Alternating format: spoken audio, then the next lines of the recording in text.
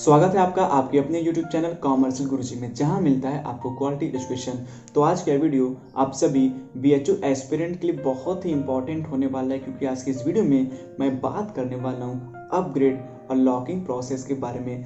Upgrade और locking को लेकर जितने भी आपके डाउट्स हैं, मैं आज उन सारे डाउट्स को क्लियर करूँगा। तो मेरा आपसे ये रिक्वेस्ट है कि प्लीज़ आप पेशेंस साथ इस पूरे वीडियो को देखिए। अगर जल्दबाजी करेंगे तो इम्पॉर्टेंट इन्फॉर्मेशन आपसे मिस हो जाएगी। उसके साथ साथ मैं आपसे ये भी रिक्वेस्ट करूंगा कि आप इस वीडियो को ज़्यादा से ज़्यादा शेयर करिएगा, ताकि और भी कैंडिडेट को इन टॉपिक्स के बारे में सही और एकदम सटीक जानकारी मिल सके।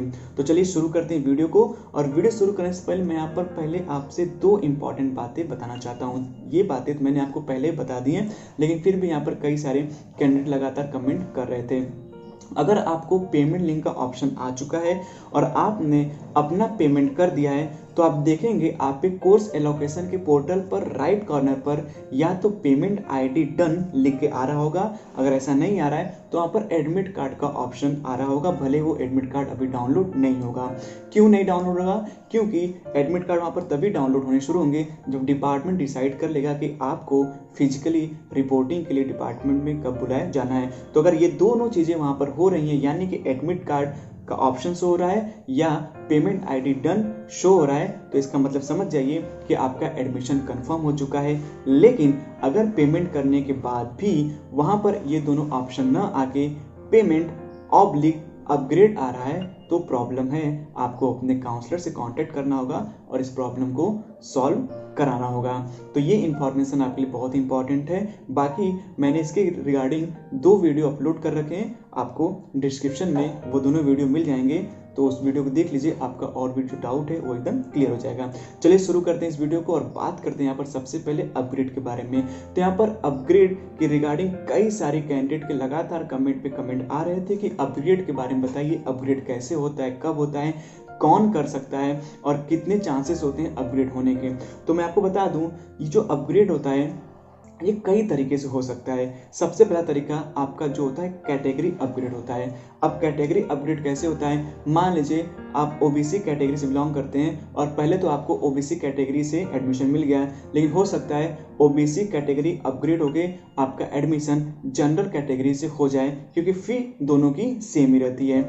या हो सकता है आपका EWS से हुआ है तो EWS अपग्रेड होके आपका जनरल कैटेगरी से एडमिशन हो जाए। तो इस तरीके से आपका कैटेगरी अपग्रेड होता है और ये अपग्रेड ऑटोमेटिक होता है, आपको इसमें कुछ भी करने की जरूरत नहीं होती है। अगर ऐसा अपग्रेड आपके साथ हुआ है तो आपको बिल्कुल भी परेशान होने की जरूरत यहाँ पर नहीं है, सभी चीजें नॉर्मल है। दूसरा अपग्रेड होता है लोकेशन अपग्रेड। लोकेशन अपग्रेड का मतलब यहाँ पर इससे है कि यदि आपको एफिलिएटेड कॉलेज में एडमिशन मिला हुआ है तो हो सकता है कि आपका अपग्रेड होके आपको मेन कैंपस में सीट मिल जाए। लोकेशन अपग्रेड में कई तरीके से अपग्रेड हो सकते हैं।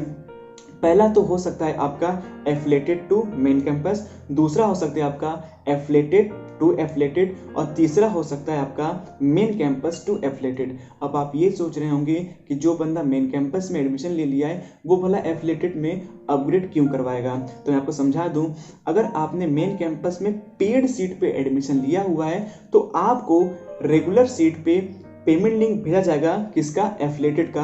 अगर आपका मन बदलता है और आपको लगता है कि नहीं ज़्यादा फी मैंने पे कर दिया है, मैं एफिलिएटेड में भी पढ़ सकता हूँ, तो आप एफिलिएटेड कॉलेज का भी फीस पे करके वहाँ पे एडमिशन ले सकते हैं और आपका जो एक्स्ट्रा मनी पेड सीट में लगा हुआ है आप उसे विड्रॉ या रिफंड करवा सकते हैं। तो इस तरीके से मेन कैंपस से एफिलिएटेड भी अपग्रेड होता है और एफिलिएटेड टू मेन कैंपस भी होता है। मान लीजिए आपको रेगुलर सीट मिली हुई एफिलिएटेड में और हो सकता है आपको पेड सीट के लिए बुला लिया जाए मेन कैंपस के लिए, तो आपका जो है कि एफिलिएटेड टू मेन कैंपस में भी अपग्रेड हो सकता है। उसके लिए आपको एक्स्ट्रा चार्जेस करने पड़ सकते हैं। उसके बाद आपका जो अपग्रेड होता है, तीसरा अपग्रेड, वो होता है फी अपग्रेड। फी अपग्रेड का मतलब ये है कि मान लीजिए आपको मेन कैंपस में पेड सीट पे एडमिशन मिला हुआ है, हो सकता है आपका अपग्रेड होके आपको रेगुलर सीट मिल जाए। ठीक इसी तरीके से अगर एफिलिएटेड में आपको पेड सीट मिला हुआ है और हो सकता है आपका अपग्रेड होके आपको रेगुलर सीट ऑफर हो जाए, जो एक्स्ट्रा पैसा होगा वो आपका रिफंड कर दिया जाएगा। तो इस तरीके से फी पेमेंट का भी अपग्रेडेशन होता है। उसके बाद एक अपग्रेड और हो सकता है और वो हो सकता है आपका सब्जेक्ट कॉम्बिनेशन अपग्रेड। अगर आपके कोर्स में सब्जेक्ट कॉम्बिनेशन है, खास करके यूजी कैंडिडेट के कोर्सेज में सब्जेक्ट कॉम्बिनेशन होता है, चाहे वो बीएससी मैथ हो, बीएससी बायो हो, बीए आर्ट्स हो, सोशल साइंस हो, इन सारे सब्जेक्ट में कई सारे सब्जेक्ट कॉम्बिनेशन होते हैं। तो अगर आपको थर्ड प्रेफरेंस का सब्जेक्ट अलॉट हुआ है तो हो सकता है आपका अपग्रेड होके आपको सेकंड प्रेफरेंस का सब्जेक्ट या फिर और अपग्रेड होके फर्स्ट प्रेफरेंस का सब्जेक्ट भी अलॉट हो सकता है। तो इन सारे तरीकों से आपका अपग्रेड हो सकता है। चलिए अब मैं बात कर लेता हूं कि ऑटोमेटिक अपग्रेड और मैनुअल अपग्रेड कैसे होता है। देखिए, जो मैंने कैटेगरी अपग्रेडेशन की बात की वो तो आपका ऑटोमेटिक होता है। दूसरा आपका ऑटोमेटिक अपग्रेड ये हो सकता है कि अगर आपको मेन कैंपस में पेड सीट पे एडमिशन मिला हुआ है तो हो सकता है आपका ऑटोमेटिक अपग्रेड होके आपको रेगुलर सीट ऑफर हो जाए और आपका जो एक्स्ट्रा पैसा है वो आपको रिफंड कर दिया जाएगा।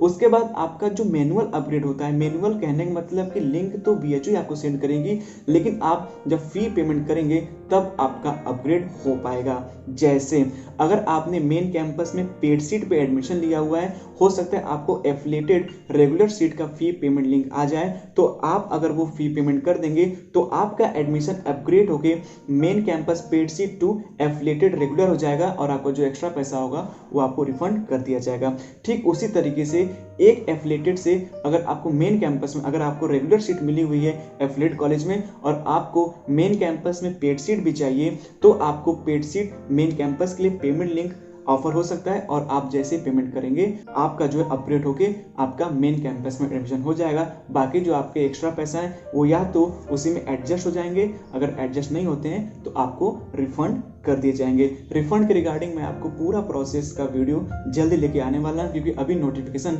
रिफंड की नहीं आ पाई है। तो इन दोनों तरीकों से आपका ऑटोमेटिक अपग्रेड और मैनुअल अपग्रेड हो सकता है। तो चलिए आगे बात कर लेते हैं लॉकिंग सिस्टम के बारे में।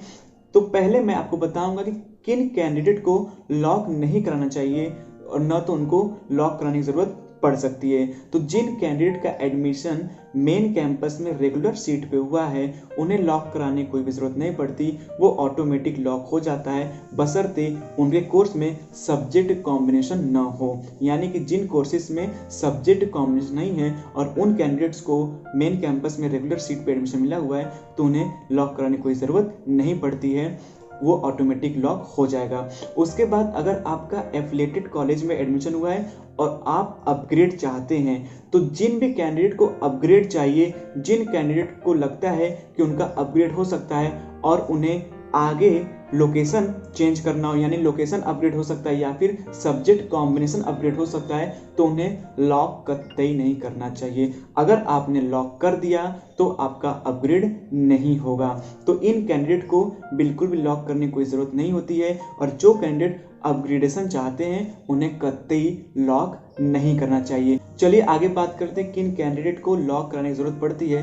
तो उन कैंडिडेट को लॉक कराने की जरूरत पड़ सकती है जिन कैंडिडेट का सब्जेक्ट कॉम्बिनेशन उनके मन मुताबिक मिल गया है। मतलब कि आपने जो सब्जेक्ट चुना था, आपको वो सब्जेक्ट आपके मन मुताबिक मिल गया है, तो आपको इमिडिएटली अपना सब्जेक्ट उसके साथ साथ लोकेशन को लॉक करा देना चाहिए। जैसे मान लीजिए अगर आपने प्रेफरेंस में 4th प्रेफरेंस डाला था और वो आपका मनपसंद सब्जेक्ट है, अगर वो मिल गया है तो आप लॉक करा दीजिए। लेकिन अगर आपका मनपसंद सब्जेक्ट आपको नहीं मिला हुआ है और आप अभी अपग्रेडेशन चाहते हैं तो आप रुके रहिए। जब अपग्रेड होके आपके मनपसंद सब्जेक्ट पे आपका अपग्रेडेशन हो जाए तब आप जो है कि लॉक कराइए। उसके साथ साथ और लॉक कराने की जरूरत किसको पड़ सकती है? जो एफिलिएटेड में एडमिशन ले लिए हैं। जैसे मान लीजिए आरजीएससी में हॉस्टल की सुविधा होती है। अगर आपको हॉस्टल चाहिए होता है तो आप आरजीएससी को प्रेफरेंस दे देते हैं, और अगर आपको लगता है कि नहीं अब मेरा एडमिशन हो चुका है और मुझे डीएवी में अपग्रेड नहीं कराना है, तो आप क्या करते हैं कि आप अपना लॉक करा लीजिए।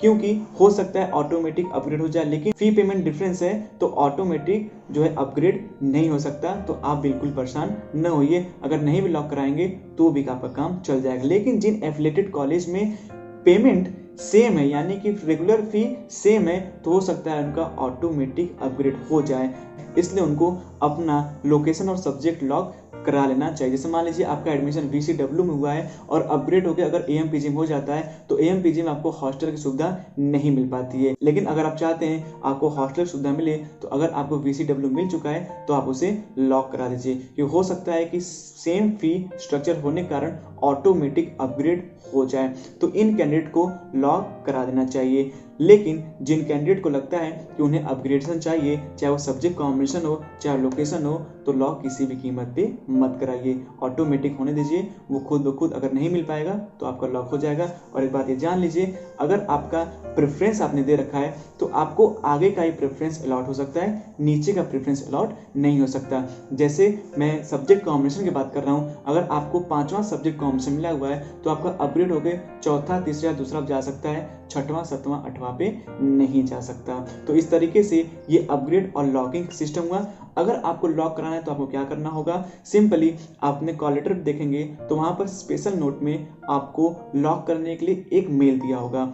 मैं किस मेल की बात कर रहा हूं, मैं उस मेल की बात कर रहा हूं जो कि लॉक के लिए अलग से दिया हुआ है स्पेशल नोट में। मैं काउंसलर के मेल की बात कतई नहीं कर रहा, क्योंकि उनके मेल पे अगर आप करेंगे तो वहां से आपको कोई भी लाभ नहीं होने वाला, क्योंकि BHU ने लॉक करने के लिए डिपार्टमेंट बाय डिपार्टमेंट अलग अलग मेल बना रखे हैं। आपको यहाँ पे स्क्रीन पे दिख रहा होगा, स्पेशल नोट में ये मेल दिया हुआ है। ये faculty of commerce MCOM aspirant ने मुझे शेयर किया था, तो आप यहाँ पर देख सकते हैं। तो अगर आप एक कॉल लेटर में ऐसा मेल दिया हुआ है तो ठीक है, अगर नहीं दिया हुआ है तो आप अपने सब्जेक्ट काउंसलर को कॉल करके उनसे लॉकिंग का मेल पूछ सकते हैं और उस पर आप मेल करके आप लॉक करा सकते हैं। लॉक कराने के लिए आपको करना क्या होगा, लॉक कराने के लिए सिंपली आपको अपना नाम, अपना रोल नंबर, अपना इंडेक्स, अपना रैंक, अपना सब्जेक्ट कॉम्बिनेशन अगर है तो अपना लोकेशन, सारा कुछ मेल पे सेंड करना होगा और उसमें लॉक करने के लिए आपको एक एप्लीकेशन छोटा सा लिख देना होगा। तो ये काफ़ी सिंपल प्रोसेस है, इसमें आपको मुझे नहीं लगता कोई दिक्कत होने वाली है। तो विदिन 1 और 2 डेज आपका जो कोर्स है वो लॉक हो जाएगा और आपके पोर्टल पे लॉक स्टेटस अपने आप आ जाएगा। तो जो कैंडिडेट लॉक नहीं कराते हैं उनका अपने आप लॉक होता है, और मैंने आपको वीडियो में समझा दिया कि किन कैंडिडेट को लॉक नहीं कराना है और किन कैंडिडेट को लॉक कराना है। तो उम्मीद है आपको इस वीडियो से कई सारी अच्छी इन्फॉर्मेशन मिल गई होंगी। बाकी अगर आपको अभी भी कोई डाउट है तो कमेंट सेक्शन में आप मुझसे पूछ सकते हैं। अगर आपको ज़्यादा प्रॉब्लम है तो आप मुझसे डायरेक्टली इंस्टा, टेलीग्राम या ट्विटर के माध्यम से जुड़ सकते हैं और अपने क्वेश्चंस मुझसे कर सकते हैं। तो आज की वीडियो में बस इतना ही। उम्मीद है आपको ये वीडियो काफ़ी पसंद आया होगा, तो इस वीडियो को शेयर करना मत भूलिएगा। मिलते हैं नई वीडियो में कुछ नए अपडेट के साथ।